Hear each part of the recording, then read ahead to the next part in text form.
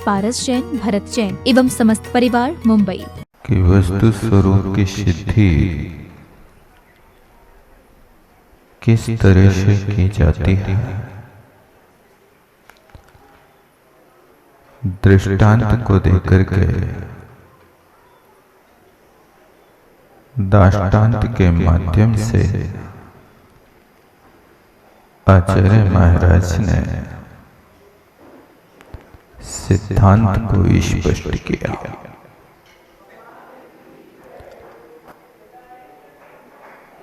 सोने को तपाए जाने पर भी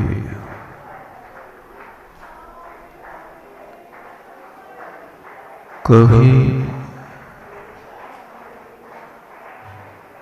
स्वर्ण तो समाप्त नहीं होता।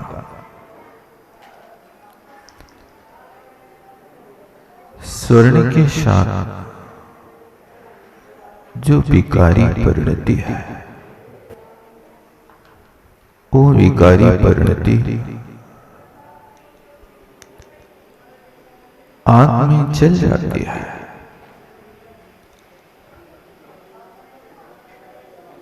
कनक का दृष्टांत देकर के कर्म सिद्धांत की घुट्टी पिलाई आचार्य महाराज।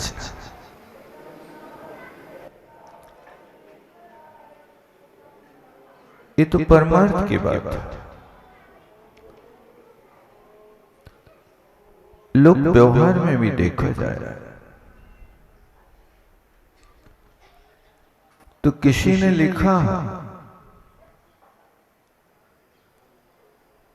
कि जो व्यक्ति इन 6 ककारों के चक्कर में पड़ जाता है उसकी दशा बिगड़ जाती है। कनक कामिनी कीर्ति कर्जा कुटुंब कषाय।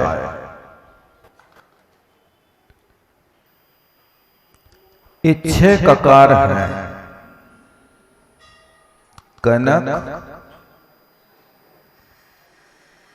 कामनी, कीर्ति, कर्जा, कुटुंब और कषाय। इन 6 शब्दों के प्रारंभ में का से कहानी प्रारंभ होती है। कनक, कनक का अर्थ सोना भी होता है। कनक का अर्थ धतूरा भी होता है।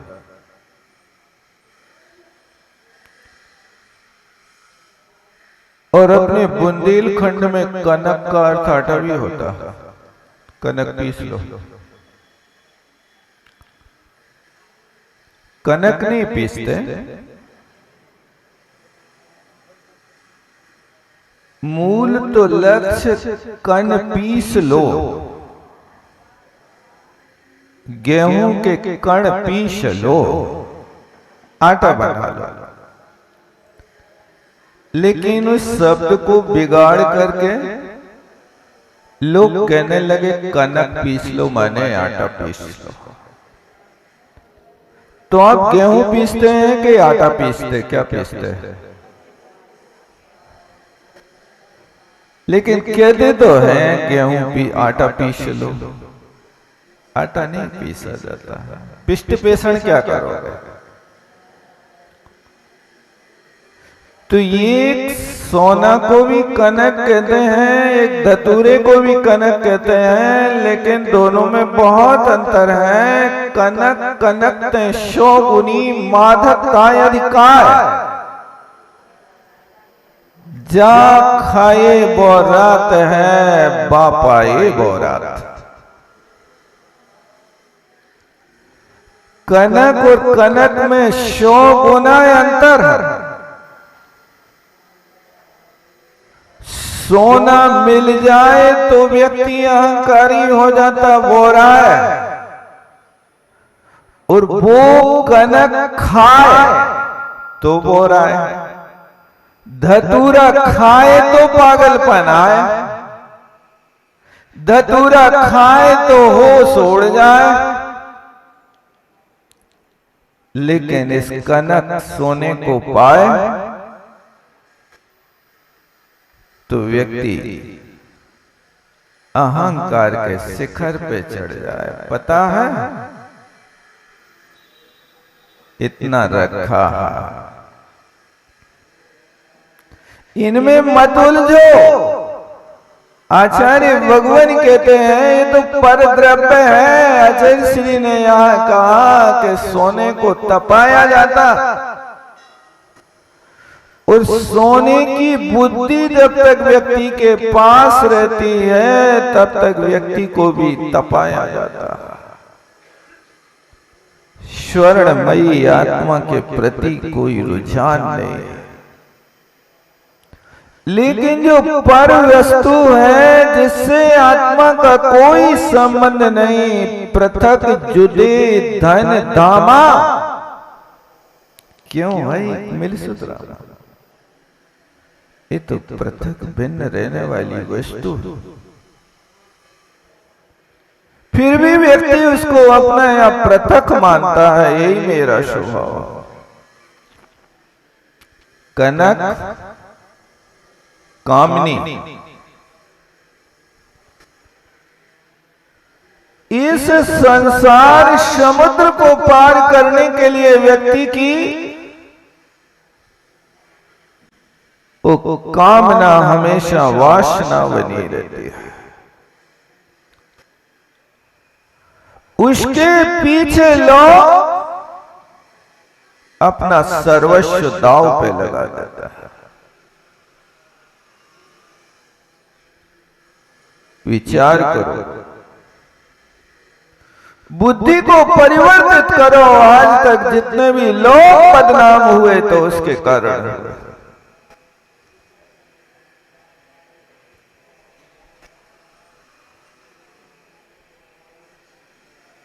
कामनी की कामना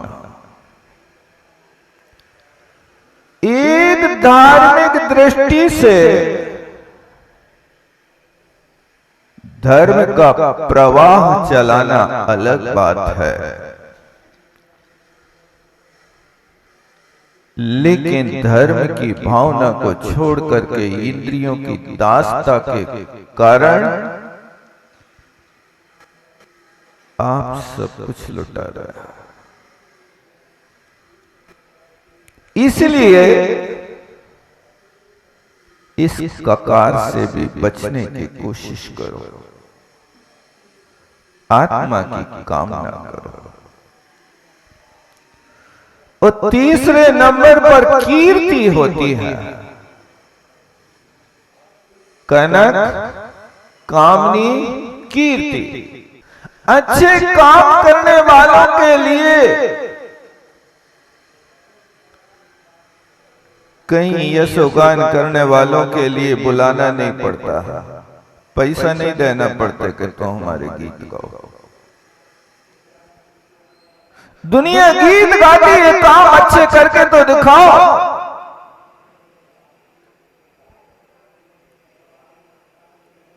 काम अच्छे नहीं करोगे तो कौन अच्छा कहेगा? इसलिए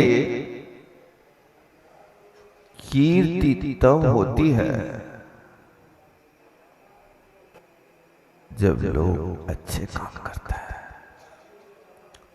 यश कीर्ति का बंध कब होता है? योग वक्रता विषमवादनम चासुवशनम, योगों की कुटिलता, साधर्मियों से विसंवाद, ये अयस कीर्ति नाम कर्म के बंध का कारण है। उत्तद विपरीतम शुभस्स, इससे विपरीत कर दो। योगों की सरलता हो और साधर्मियों के प्रति वात्सल्य हो। तुम्हारे पास अंतरंग में यश कीर्ति का बंध इन कारणों से होगा, और यश कीर्ति का बंध होगा तो तुम्हें कोई आवश्यकता नहीं पड़ेगी। और श्रमंत भद्र स्वामी ने लिखा रत्नकंड श्रापाचार, भोगो दानात उपासनात पूजा, इसके नीचे क्या है? भक्ते सुंदर रूपम स्तोना कीर्ति, लिखा ना उन्होंने। स्तवनाथ का अर्थ क्या? स्तवन करो, गुणों का गान करो, दूसरों के गुणों की आप प्रशंसा करो, गुणों को ढांकने की कोशिश मत करो। आपको दूसरों के गुण अच्छे लगते कि नहीं लगते? सामने वाला व्यक्ति को सम्मान हो रहा है, यहां माला पहनाई जा रही है, अच्छा काम किया, आपको अच्छा लग रहा है कि बुरा लग रहा है? अरे यदि अच्छा लगता है तो धन्य है इनका भाग, धन्य है इनके भाव, इनने इतना अच्छा काम किया, मैं भी ऐसा कर सकूं, भगवान से प्रार्थना करता हूं। आप ऐसा नहीं करेंगे, लेकिन आप कहेंगे हम तो जाना थे माला इन्हीं को पहराई जाना, हम तो गरीब हैं, हमें थोड़ी बुलाने कभी। भैया ऐसा मत सोचो, अच्छे कार्य की दिल से प्रशंसा करो। और ध्यान रखना, किसी के दोस्त कहना है तो उसके कान में से कहना, और किसी के गुणों का बखान करना है तो माइक में से करना। गुणों को कान में से कहने की जरूरत नहीं, गुणों को माइक में से कहो, धन्य है आप जैसे उदार मना महामना, इसी का नाम तो स्तवनाथ। लेकिन ये भाव हमारे अंदर नहीं आता और हम ईर्ष्या करके बैठ जाते हैं और दोष देने लगते हैं कि नहीं ये तो यहाँ के बादशाह है, यही सब कुछ करेंगे, सारा पुण्य इन्हीं के पल्ले में जाएगा। नहीं आप भी कर सकते, बस इतना है कि भावों की निर्मल सरता में आप स्नान करना सीख जाओ और भावों से बुरे भाव निकालना छोड़ दो। तद विपरीतम सुवश्य, आपको यश चाहिए है, सरल सत्य व्यवहार करो। ऐसा पढ़ते ना आप लोग? कहां पढ़ते हैं? मेरी भावना पढ़ते आप लोग? कभी कभी के रोज आचार्य श्री बार बार कहते, भैया यदि आप तेरी भावना नहीं पढ़ सकते तो कोई बात नहीं, कम से कम मेरी भावना तो रोज पढ़ा करो। वो अपने आप में कहती है सरल सत्य व्यवहार करो। करूं क्या कह रहे थे? आदेश दे रहे कि पालन कर रहे? आदेश नहीं दे रहे, मैं स्वयं करूं, सरल व्यवहार करूं और सत्य व्यवहार करूं। ये यशा कीर्ति नाम कर्म के बंधने की प्रक्रिया है, फार्मूला है। ये सरल सत्य व्यवहार करना सीख जाओ, जरूरत नहीं पड़ेगी तो हमारा यश गाओ। दुनिया ढोल बजाएगी और कहेगी ढोल बजा के बोल बाबा मेरा है, मेरा है कि तेरा है? कान में मत बोल, ढोल बजा के बोल।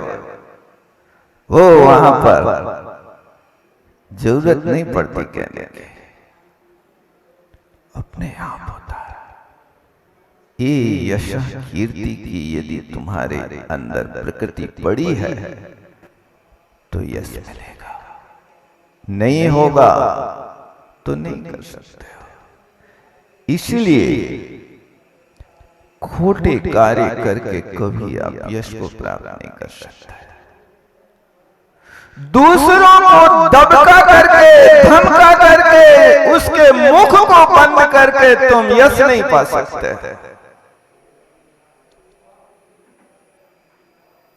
सामने वाले व्यक्ति के मुंह को बंद कर सकते हो, लेकिन उसके मन को नहीं बदल सकते।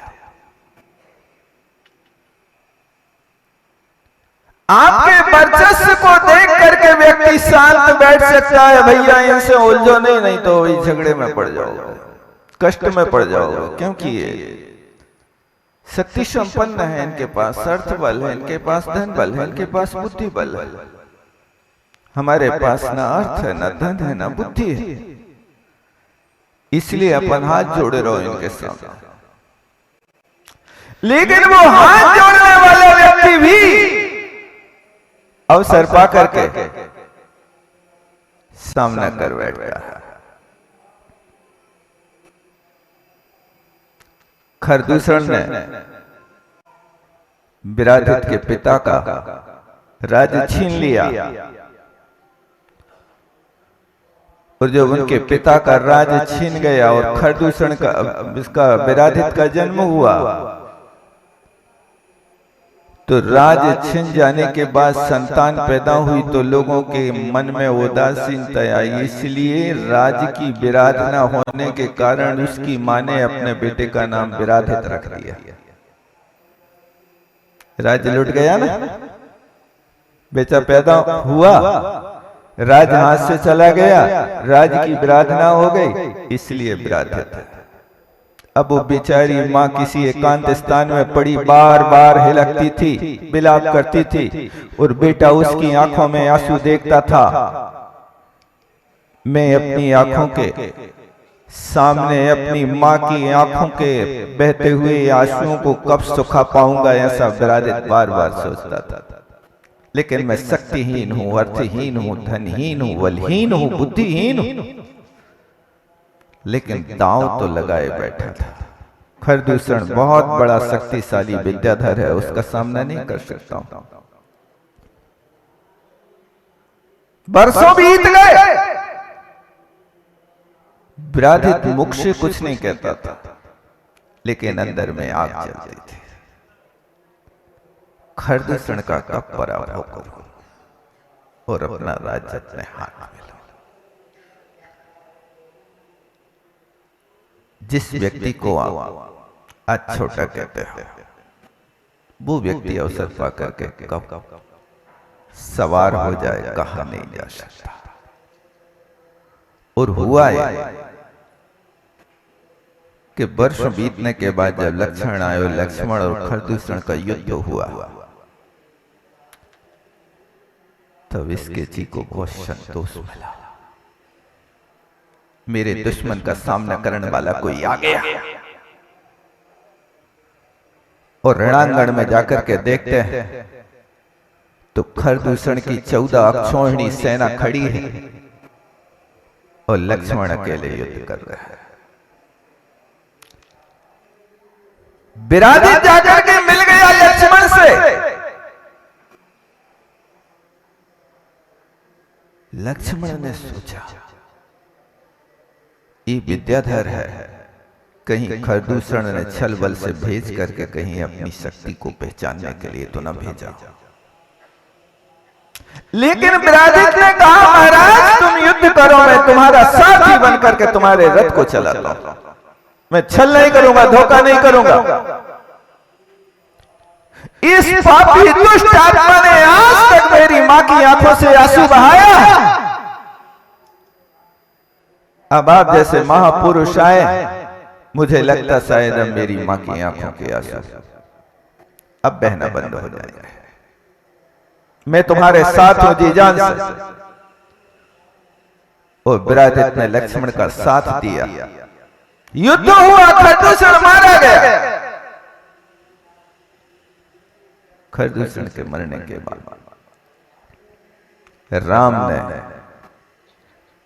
आकस्मिक वैद्य के स्वरूप में विराजित को सहयोग देख करके अलंकारोदय का राजा बना दिया। उसके लिए तुम यहां के राजा हो, संभालो अपना एक। ये होता आज व्यक्ति जो निंदित है, दलित है, कल हो सकता वो व्यक्ति सवार हो जाए। कहा नहीं जा सकता कब कौन व्यक्ति तुम्हारे काम में आ जाए।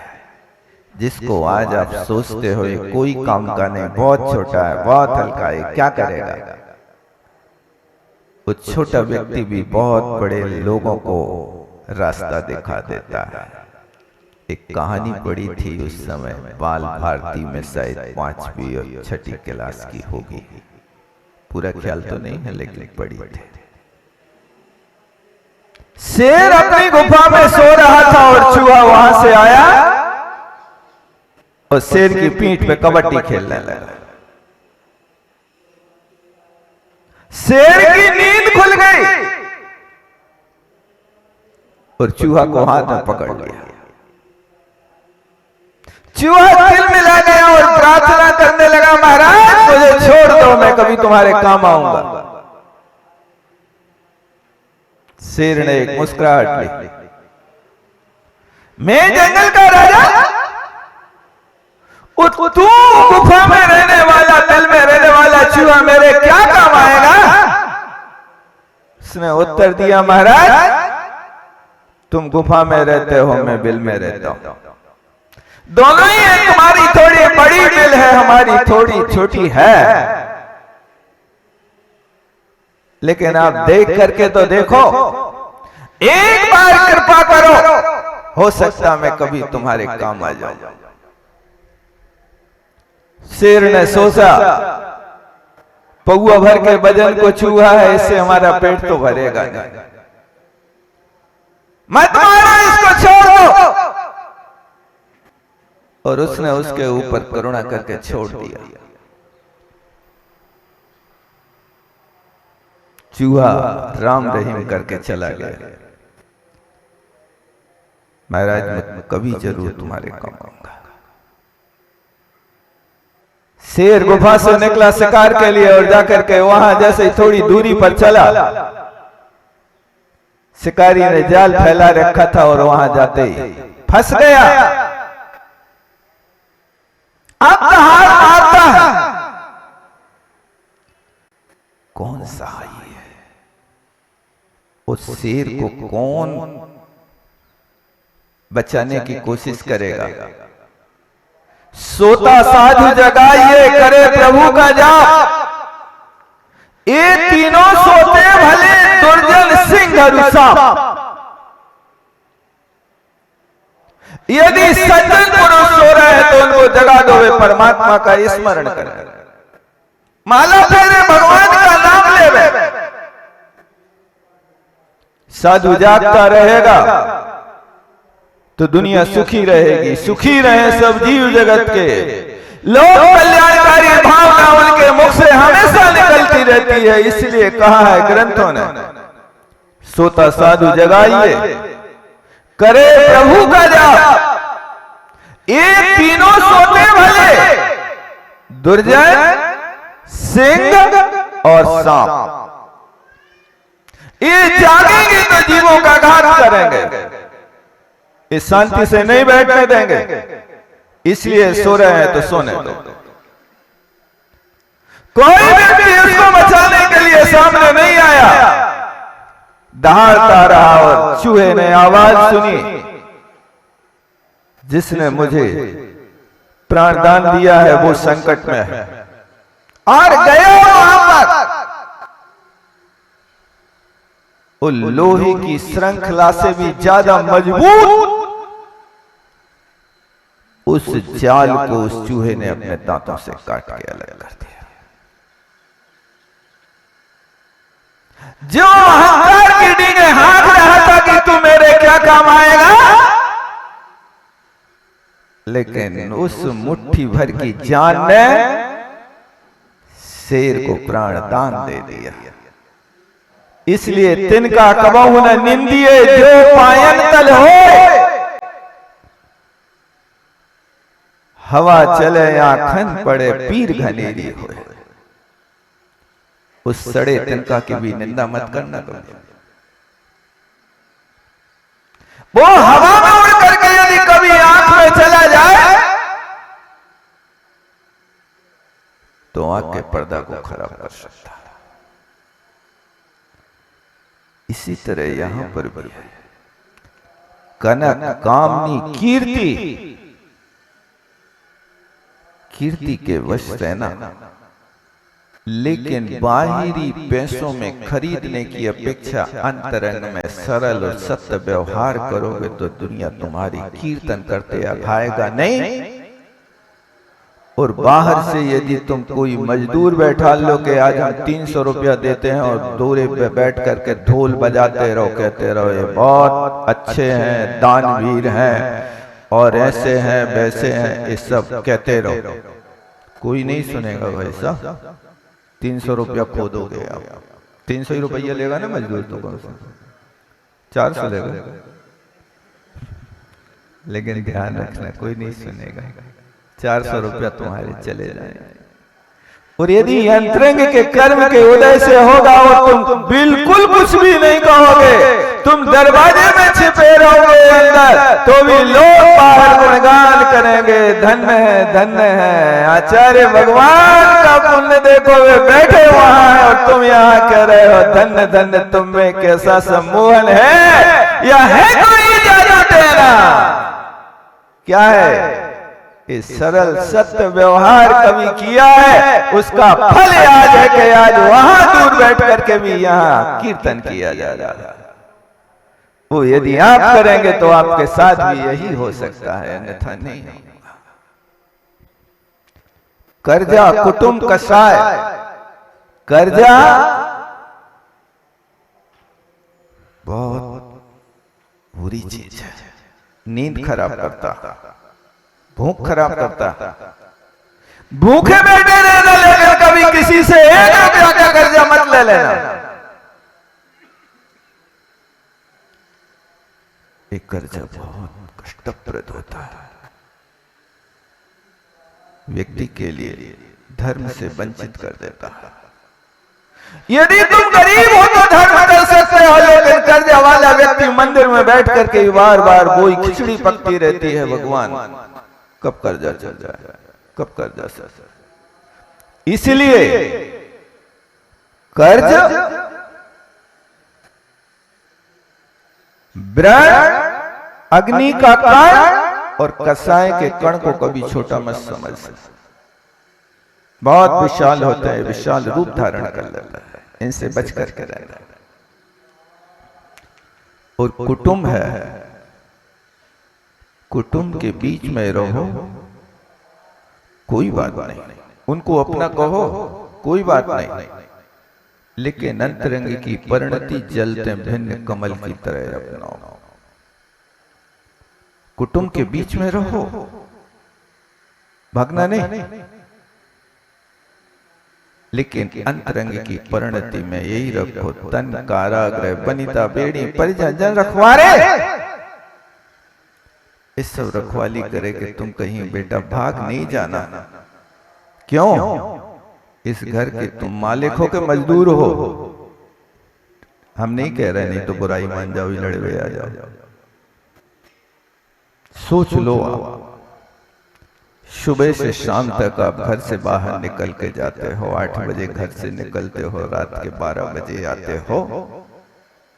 वो मजदूर तो अच्छा है, कम से कम 8 घंटे के बाद अपने घर लौट के आ जाता और सुख की नींद सोता है। आपकी तो इतनी बड़ी, आप उसको मजदूरी नहीं कहते, आप मजबूरी कहते हैं, रूप बदल देते हैं। हमारी मजबूरी है, आपकी मजबूरी है कि मजदूरी है। उस मजदूर को 8 घंटे में सिर्फ अपने 300 और 400 रुपए कमाना, लेकिन आप लोग जैसे मजदूरों के लिए लाखों रुपया कमाने के बाद भी आपकी पेटी नहीं भरना। यही तो स्थिति है। इसलिए उस कुटुंब के बीच रहते हुए भी आप थोड़ा सा अपने लिए भी समय दें और सोचें कि हे भगवान, ये सब किसके लिए है, कितना चाहिए। अब सूर्य ढल रहा है, सूर्य अस्त होने के पहले आप अपनी मंजिल का एड्रेस तो पता कर लो, कहां जाना है। आंख बंद करके बैठो एक बार और सोचो, मैं हूं कौन, कहां से आया, कहां जाना, क्या लक्ष्य है, क्या कर रहे हो, जो कर रहे हो उसका फल क्या होगा। कभी सोचा है आपने? नहीं। ये अपन सोच लेंगे तो घर ही छूट जाए, फिर कोई बात नहीं। अभ्यास डालो। कर्जा, कुटुंब और कषाय बहुत परिचित हो और रोज सुन रहे हो कसाई के विषय में, और हर वक्त कसाई की बात तो बताता होगा, लेकिन इतनी बातें सुनने के बाद भी एक बार विरक्ति नहीं हो रही, उससे क्या करें। इतनी आसक्ति है।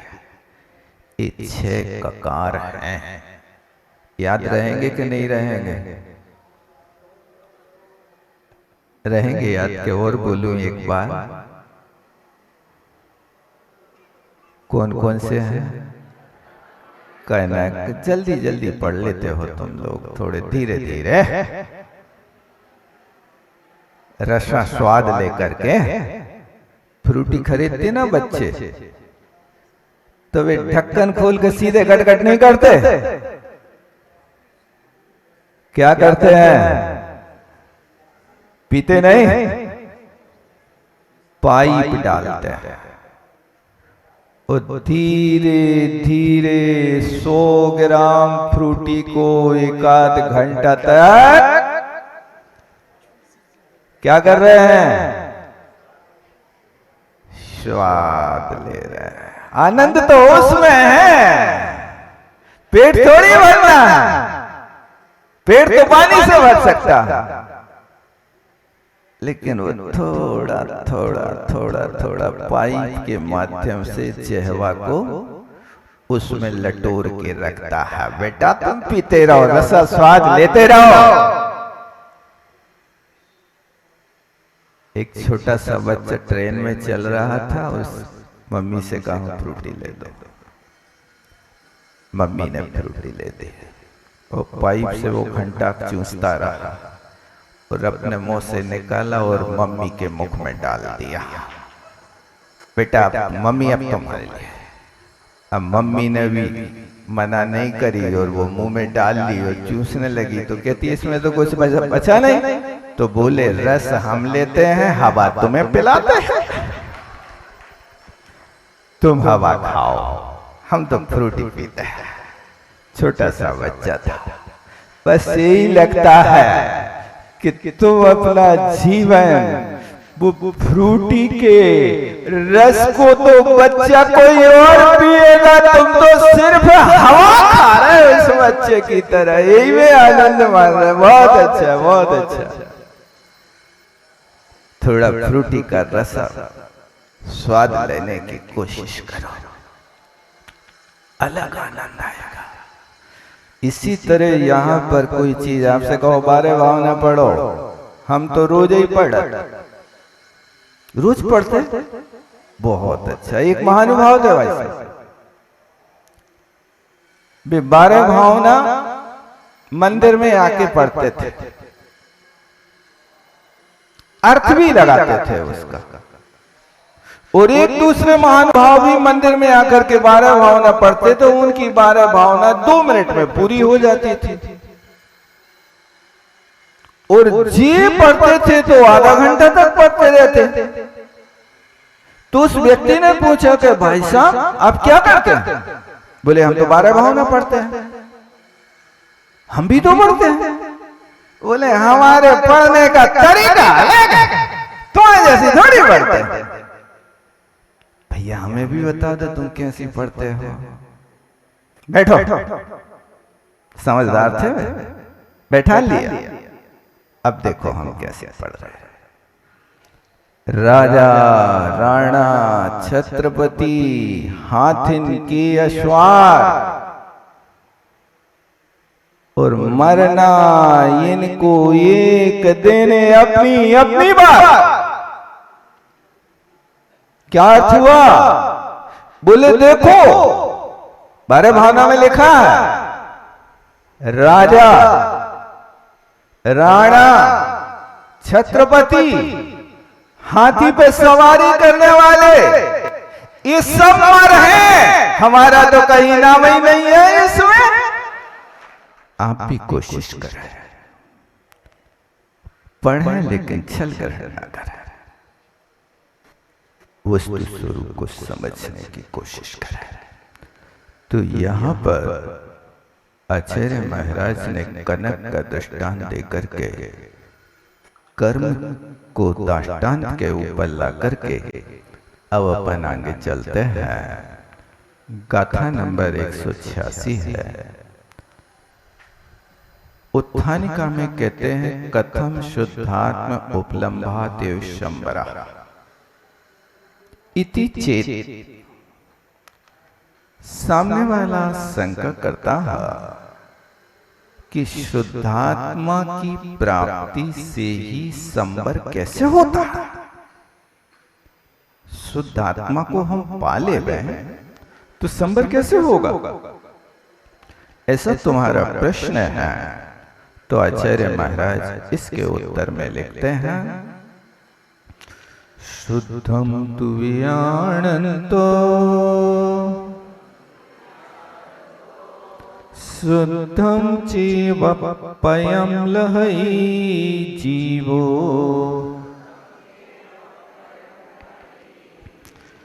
जानन्तो दुःशुद्धम अशुद्धमेव पयं लहई।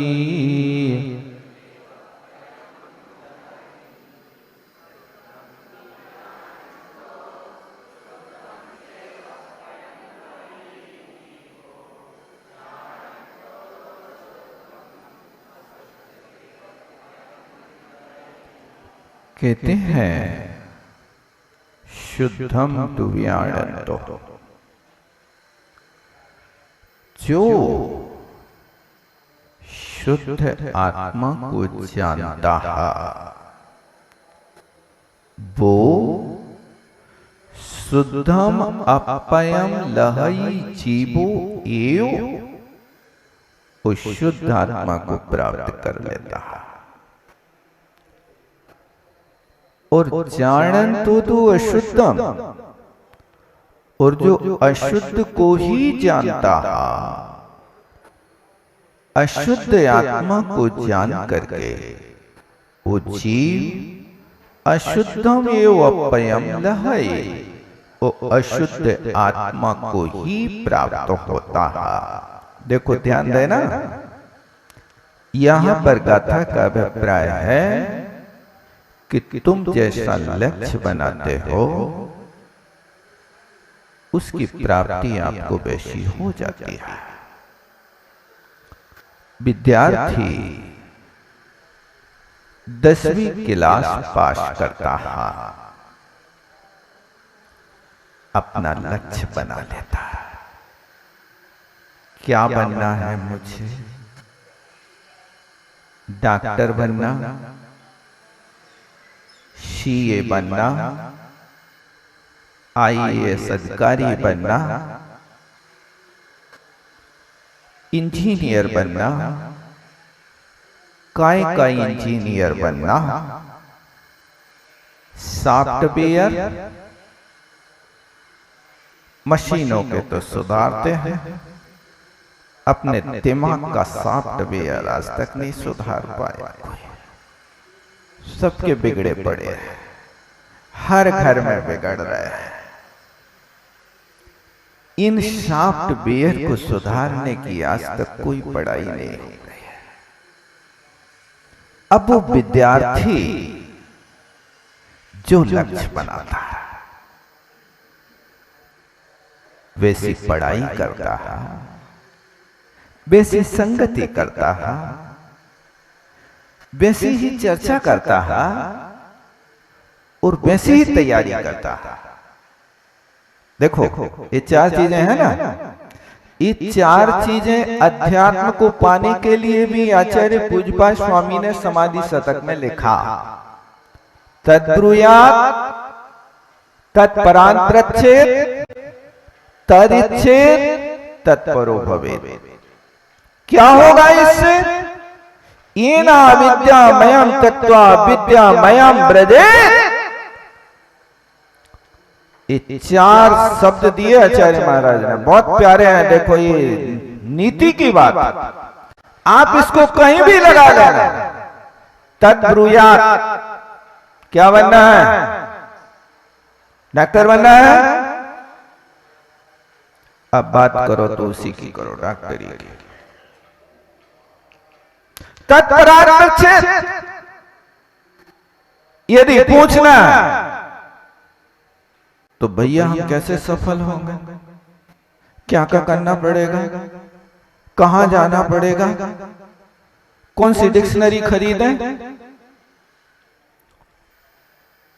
तद्ब्रूयात् तत्परांतरच्छेद तदिच्छेद, इच्छा करो तो उसी की करो। जब भी पढ़ने बैठता है तो उपन्यास नहीं पढ़ता। अच्छा विद्यार्थी हमेशा मोबाइल नहीं देखता।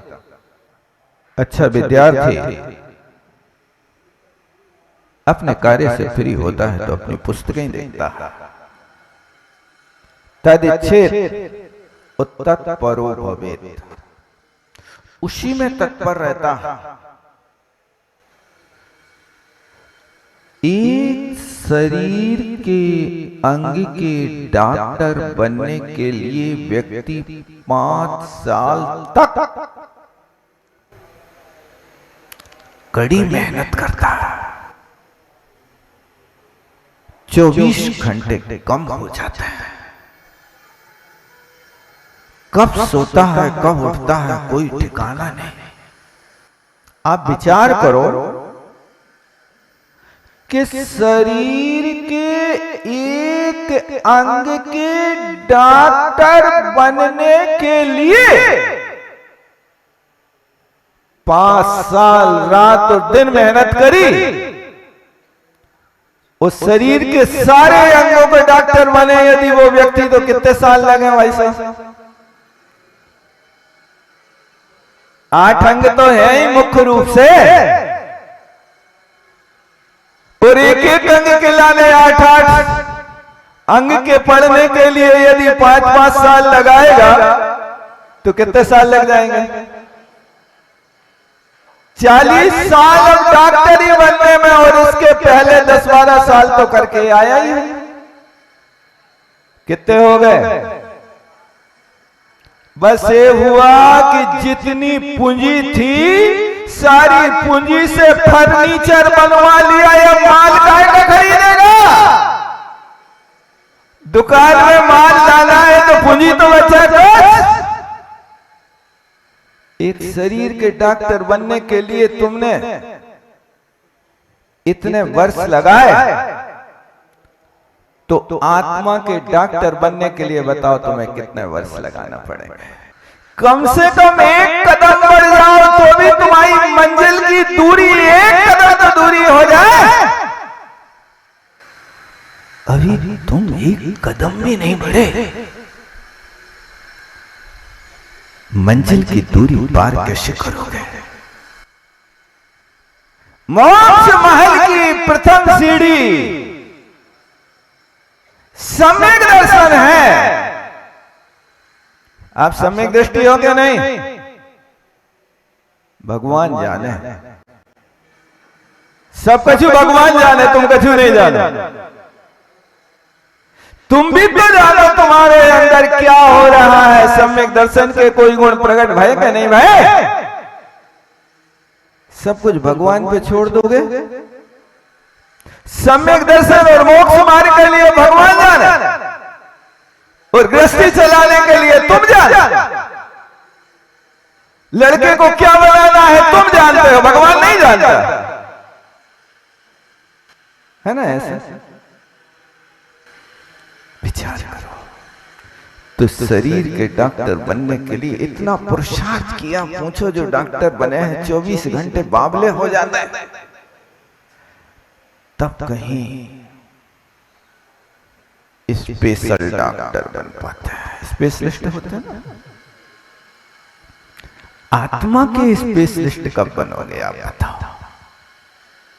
पढ़ाई शुरू तो करो, अभी नर्सरी में तो प्रवेश करो। आप यदि करते हो तो आप वास्तव में सफल व्यक्ति है।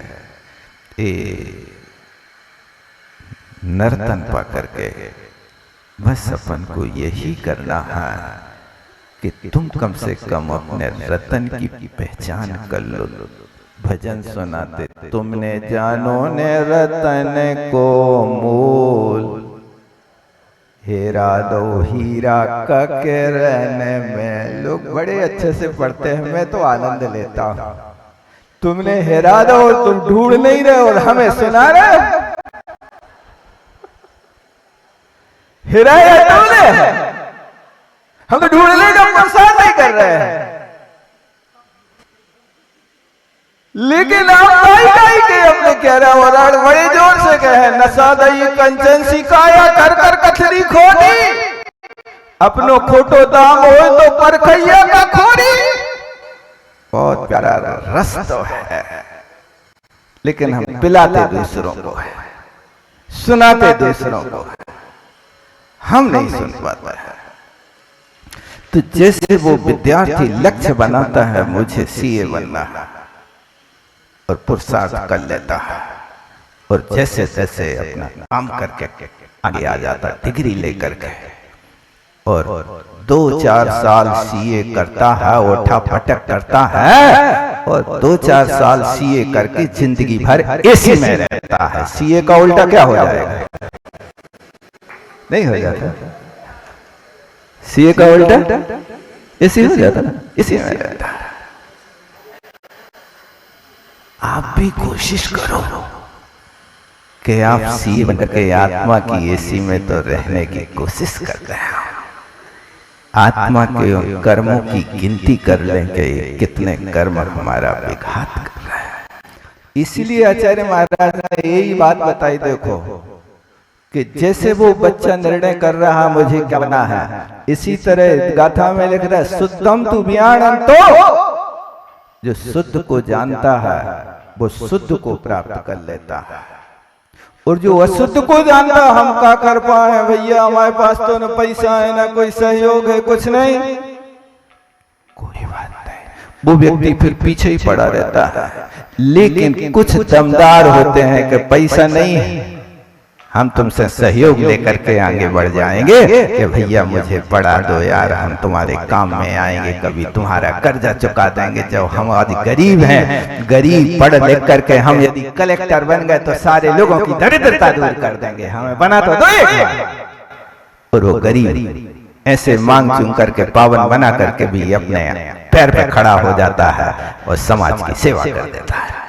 यही तो है। तो तुम कोशिश तो करो, लेकिन आप मन से हार गए कि भैया अपने बस की कोई बात नहीं है। देखो अपन तो गैस बनती है अपने लाने, और हार्ट अटैक आ गया है, और कितने बार आ गए हैं, और कितनी सर्जरी हो गई, और का होगा, तुम्हें कितने गिनाए हैं।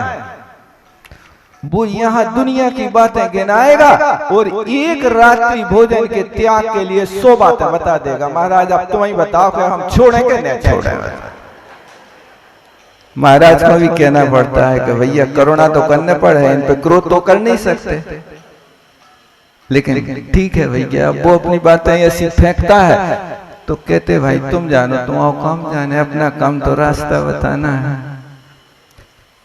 ये सारी की सारी चीजें यहाँ समय सार में देखो, ये बात कही ना कि तुमने जो लक्ष्य बनाया वो पा लिया। इसी तरह परमार्थ का लक्ष्य बनाओ, तो तुम परमार्थ का लक्ष्य बनाओगे तो तुम वास्तव में परमार्थ के रास्ते पर बढ़ जाओगे। इसलिए गाथा को याद कर लेना, शुद्धम तु भी आनंद।